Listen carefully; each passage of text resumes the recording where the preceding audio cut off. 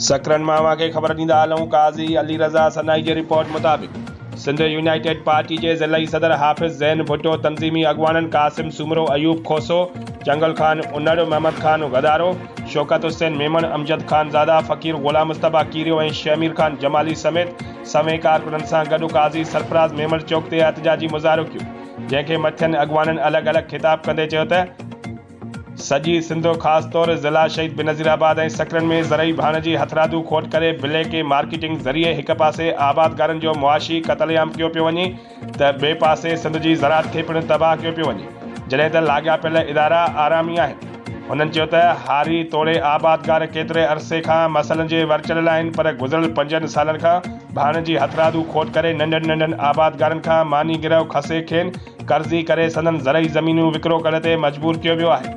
उन्हनि इहो बि चयो त इहा ॻाल्हि बि चङी तरह ॼाणूं था त ज़िला शहीद बेनज़ीराबाद समेत सॼी सिंध में भाण कंपनियुनि तरफ़ां का बि खोट नाहे।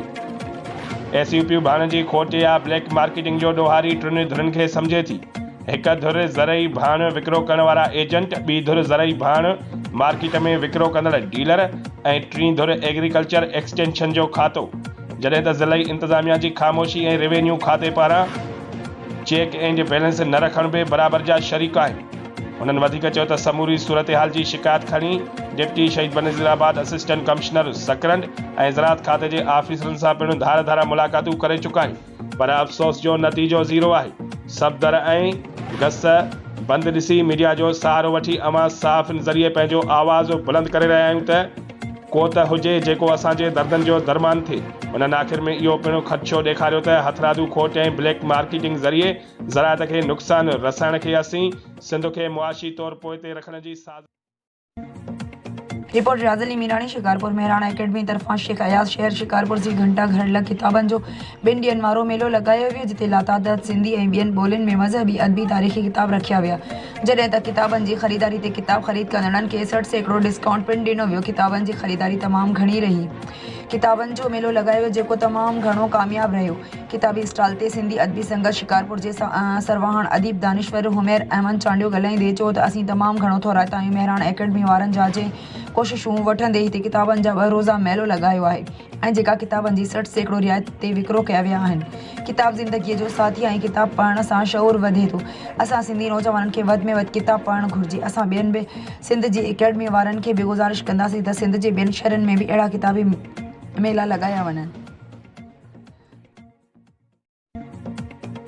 रिपोर्ट रियाज़ अली मीरानी, शिकारपुर। शिकारपुर इलेक्शन मुहिम जे हवाले सां पीपल्स पार्टी अगवान इम्तियाज़ अहमद शेख शिकारपुर हाउस ते PS 7 में अवामी राब्ता मुहिम खे वधीक मुअसर अंदाज़ में हलाइण लाइ सिटी शिकारपुर जे वार्ड नंबर 11 जे पीर वासिल शाह पोलिंग स्टेशननि जी मीटिंग कोटाई वई, जिते वार्ड जे काउंसलरनि 11 लाला ख़ालिद हकड़ो समेत वार्ड 11 जे मोज़िज़ीन ख़ासि करे सूमरा बिरादरी जे डॉक्टर मोहम्मद दाऊद सूमरो, अज़हर अली सूमरो समेत वर्करनि ऐं दोस्तनि शिरकत कई, जिते मोहतरम इम्तियाज़ अहमद शेख साहब मथां भरपूर एतमाद जो इज़हार कियो ऐं मुकम्मल हिमायत जी यकीन दहानी कराई। तरक रिपोर्ट लखा ॾिनो झरकाई। ठटे जे शिराज़ी ख़ानदान जे बुज़ुर्ग हस्ती अलहाज सैयद कादिर ॾिनो शाह शिराज़ी ऐं लाड़ जे मशहूर सियासतदान अॻूणे सूबाई वज़ीर अलहाज सैयद एजाज़ अली शाह शिराज़ी जे 3 सालियानी वरसी तक़रीब 10 डिसंबर आचर जे ॾींहुं शिराज़ी हाउस ठटे में निहायत अक़ीदत ऐं एहतराम सां हलाही पई वञे, जंहिं जूं तयारियूं ज़ोर शोर सां जारी आहिनि। जंहिं तयारियुनि जो जाइज़ो PP जे अॻूणे MPA सैयद रियाज़ हुसैन शाह शिराज़ी पारां वठंदे चयो त 10 डिसंबर ते संदसि ॾाॾी अलहाज सैयद कादिर ॾिनो शाह शिराज़ी ऐं संदसि वालिद बुज़ुर्ग अलहाज सैयद एजाज़ अली शाह शिराज़ी जी 3 वरसी तक़रीब शिराज़ी हाउस ठटे ते निहायत अक़ीदत ऐं एहतराम सां मल्हाई वेंदी, जंहिंमें क़ुरान ख़ानी सुबुह जो 11 वॻे कराई दुआ घुरण बाद अलहाज सैयद एजाज़ अली शाह शिराज़ी जी ज़िंदगी ते मुक़ररी रोशनी विझी खेसि संदसि कयल ख़िदमतनि ते ख़ैराज अक़ीदत पेश करण सां गॾु संदसि कयल अवामी ख़िदमतनि ते मटियारी। रिपोर्ट अज़ीज़ गुल खैबर। SSP मटियारी नूरुल हक रिंद जे सख़्त हिदायतुनि ते पुलिस पारां ॾोहलनि ख़िलाफ़ कार्रवायूं जारी। पुलिस पारां हाला वेझो ॻोठ सुल्तान सहतो भरिसां वॾी हिकमत अमली बार 3 रूपोश जवाबदार हथियारनि ऐं गोलियुनि समेत गिरफ़्तार करण जी दावा। गिरफ़्तार जवाबदारनि ते केस दाख़िल। उन बारे में पुलिस ज़रियनि जे चवणु आहे त SSP मटियारी नूरुल हक रिंद जी हिदायतुनि ते पुलिस गश्त करे रही हुई त पुलिस खे खुफ़िया इत्तला मिलियो त हाला वेझो ॻोठ सुल्तान सहतो भरिसां कुझु ॾोहारी क़िस्म जा माण्हू बीठल आहिनि। पुलिस सब इंस्पेक्टर वली मोहम्मद चांग जी अगवानी में ॿुधायल हंध ते पहुती त ॾोहारी क़िस्म जा माण्हू पुलिस खे ॾिसी भॼण लॻा। पुलिस वरी हिकमत अमली सां 3 ॼणनि खे क़ाबू करे वरितो, जिन जी सुञाणप बरकत अली उर्फ अली हसन चौहान, प्यार अली उर्फ वसीम चौहान, रसूल बख्श उर्फ रसूल चांडियो तौर थी आहे, जिन वटां हथियार ऐं गोलियूं पिण हथ कई वयूं आहिनि। पुलिस जो वधीक चवण आहे त क़ाबू कयल ॾोहारी क़िस्म जा माण्हू आहिनि, जिन जे मथां हाला थाणे ते केस दाख़िल थियल ऐं केस में ही रूपोश बणियल हुया, जॾहिं त पुलिस पारां वधीक जांच जो अमल जारी आहे। Sanghar report bureau chief Ghulam Qadir कैरी सांगड़ एसएसपी सांगड़ कैप्टन सदाम हुसैन जी अगवानी में पुलिस एहलकारनि जी डीपीसी मुनक़द 26 पुलिस कांस्टेबलनि जे केसनि ते गौर कयो वियो। C1 पास 12 कांस्टेबलनि खे तरक़ी ॾिनी वई, जॾहिं त C2 कैटेगरी जे 12 कांस्टेबलनि जी प्रमोशन लाइ आला ऑफिसरनि खे सिफारिश कई वई आहे। सांगड़ तफ़सील मूजिबि एसएसपी सांगड़ कैप्टन सदाम हुसैन जी सरबराही में 26 पुलिस एहलकारनि जी प्रमोशन केसनि जी ॿुधणी कई वई, जिन मां 12 पुलिस कांस्टेबलनि खे हेड कांस्टेबल जे उहिदे ते तरक़ी ॾिनी वई। C2 कैटेगरी जे पुलिस कांस्टेबलनि जे केसनि ते गौर कयो वियो, जिन मां 2 कांस्टेबलनि जी प्रमोशन डिपार्टमेंटल सज़ान ऐं नाक़स कारकर्दगी सबबि रोकी वई ऐं 12 कांस्टेबलनि जी प्रमोशन लाइ संदन आला ऑफिसरनि खे प्रमोशन जी सिफारिश कई वई। एसएसपी सांगड़ तरक़ी माणींदड़नि हेड कांस्टेबल्स खे मुबारकबाद ॾिनी ऐं हिदायत कई त इहे पंहिंजी ड्यूटी ईमानदारी ऐं लगन ऐं एहसास ज़िम्मेवारी सां सर अंजाम ॾियनि। खैबर रिपोर्ट अजीज गुल खैबर प्रेस क्लब जे सीनियर नायब सदर ऐं सोबा अख़बार जे रिपोर्टर आसिफ अली मल्लाह जी सालगिरह खैबर प्रेस क्लब ते मल्हाई वई। सालगिरह जो केक आसिफ अली मल्लाह प्रेस क्लब जे दोस्तनि सां गॾिजी काटियो। उन मौक़े ते खैबर जे सोब रिपोर्टर आसिफ अली मल्लाह सभिनी आयल दोस्तनि सहाफ़ियुनि जो शुक्रियो अदा कयो। सालगिरह जी तक़रीब में शिरकत कंदड़नि में सदर अजीज गुल खैबर, अयाज़ लतीफ़ मल्लाह, मज़हर अब्बास मल्लाह, अली हैदर मल्लाह, इम्तियाज़ कंबरानी, ज़रिया हैदर मल्लाह, वसीम मल्लाह, शिराज मल्लाह ऐं ॿियनि शिरकत कई।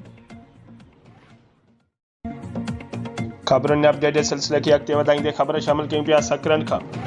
CDFA स्कूलिंग सिस्टम जी मेज़बानी हेठि सकरन में सरकारी तौर रजिस्टर समाजी तंज़ीमुनि जो गॾियल इजलास सोशल वेलफेयर जे असिस्टेंट डायरेक्टर आफ्ताब अहमद जमाली जी सदारत में मुनक़िद कयो वियो, जंहिंमें सकरन जे रजिस्टर तंज़ीमुनि जे सरबराहनि शिरकत कई, जिन में हमदर्द सपोर्ट प्रोग्राम जे काज़ी जावेद सनाई, सेवा सिंध जे सैदो कुर्बान अली शाह, हेल्पमेट जे इमदाद हुसैन मुगेरी, CDF जे अब्दुल हमीद आराइन, औरत डेवलपमेंट ऑर्गेनाइजेशन शहरी इत्तेहाद जे Saido Ehsan Ali Shah, young welfare association जे फ़हीम रज़ा जमाली ऐं शहबाज वेलफेयर जे महमद वारिस नूनारी ऐं महमद नवाज़ ख़ासकली समेत ॿियनि शिरकत कई। उन मौक़े ते तंज़ीमुनि पारां कारकर्दगी पेश कई वई, जॾहिं त सोशल वेलफेयर पारां खेनि सरकारी तौर तय थियल कमकारनि जे तरीक़ेकार ऐं सालियानी रिपोर्ट पेश करण सां गॾु ऑडिट रिपोर्ट पिणु तयारु करण जूं हिदायतूं जारी कयूं ऐं खेनि पाबंद कयो वियो त हू अमली तौर तंज़ीमुनि खे मुतहरिक कनि। आफ्ताब अहमद जमाली इहो बि चयो त असीं चंद तंज़ीमुनि जी कारकर्दगीअ मां मुतमिन आहियूं, जॾहिं त काफ़ी तंज़ीमूं सिर्फ़ु कागज़नि ताईं महदूद आहिनि। उन करे उहे बि फील्ड में अची क़ाइदनि क़ानून मूजिबि तंज़ीमी कमु कनि, छाकाणि जो वधीक कमु करण जी ज़रूरत आहे। गॾिजाणीअ में assistant director Mushtaq Ahmed Jamali, assistant Rahu Abad Hussain, Muhammad मुराद ख़ानज़ादा, मुश्ताक खोखर ऐं ग़ुलाम नबी मल्लाह पिणु शरीक हुआ। ठुल मां अव्हांखे ख़बर ॾींदा हलूं फैज़ सूमरो जी रिपोर्ट मुताबिक़ ठुल में 77 ॾींहं अॻु भत्ते खोरीअ हथां क़तल थी वियल दुकानदार शहीद हाफ़िज़ मुअज़्ज़म नूनारीअ जे क़ातिलनि जी गिरफ़्तारीअ लाइ वारसनि ऐं जिदोजहद एक्शन कमेटी ठुल पारां रहबर चौक ते अॼु 77 ॼाड़े ते बि धरनो जारी रखियो वियो। उन मौक़े ते जमाल जोशु बुरड़ो, साईंदाद नूनारी, फैज़ महमद नूनारी, ग़ुलाम रसूल कुनरानी, महमद बख्श बिरोही, सागर हिदायतुल्लाह नूनारी, इनायतुल्लाह नूनारी, ग़ुलाम हसन कुनरानी, आसिफ जोशु बुरड़ो, अब्दुल हफ़ीज़ नूनारी ऐं ॿियनि अॻवाननि मीडिया सां ॻाल्हाईंदे चयो त हाफ़िज़ मुअज़्ज़म जे क़तल खे 77 ॾींहं गुज़री चुका आहिनि, लेकिन ठुल पुलिस भोतारनि जी कमदारी कंदे दुकानदार शहीद हाफ़िज़ मुअज़्ज़म नूनारी जा क़ातिल गिरफ़्तार न आहिनि कया। हुननि चयो त भत्तो न ॾियण ते भत्ते खोरनि हाफ़िज़ मुअज़्ज़म नूनारीअ खे टारगेट करे क़तल कयो आहे। हुननि चयो त पुलिस अञा ताईं शहीद मुअज़्ज़म जे क़ातिलनि खे गिरफ़्तार न करे सघी आहे। होॾा क़ातिल ऐं उन्हनि जा सहूलियतकार ख़राब नतीजा भोगण जूं धमकियूं ॾेई रहिया आहिनि। हुननि चयो त पुलिस भोतारनि जे आशीर्वाद सां क़ातिलनि जी सहूलियतकार बणियल आहे, उन करे जवाबदारनि खे गिरफ़्तार नथी करे।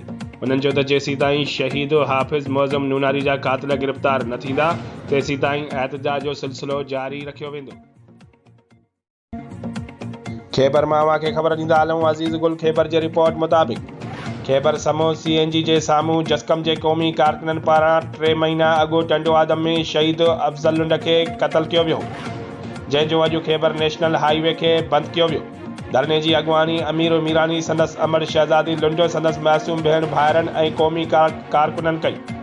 जॾहिं त शहीद अफ़ज़ल लुंड जी अमर मासूम भेण भाइरनि ऐं क़ौमी कारकुननि मथां खैबरानी पुलिस लाठीचार्ज कई। मुज़ाहिरीन नेशनल हाईवे ते धरनो हणी वेही रहिया, जॾहिं त खैबरानी थाणे जे वॾे मुंशी खैबर प्रेस क्लब जे साफ़िन मथां लठ टाणे बीठो।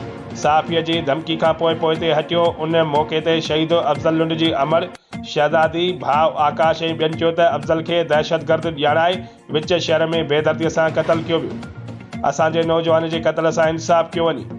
हाणे वक़्तु अची वियो आहे त सभई क़ौम परस्त हिकु थी वञनि। असांखे इंसाफ़ खपे। हुननि चयो त असांजे सिंध जी पुलिस खे असांजो तहफ़ुज़ करणु घुरिजे, न कि वरी असां औरतुनि, नियाणियुनि ऐं नौजवाननि मथां लाठी चार्ज करणु खपे। ऐं हिते पुलिस सां गॾु सिविल कपिड़नि में पिणु माण्हू हुया। जेसीं ताईं शहीद अफ़ज़ल लुंड जा क़ातिल गिरफ़्तार न थींदा तेसीं ताईं जंग जारी रहंदी।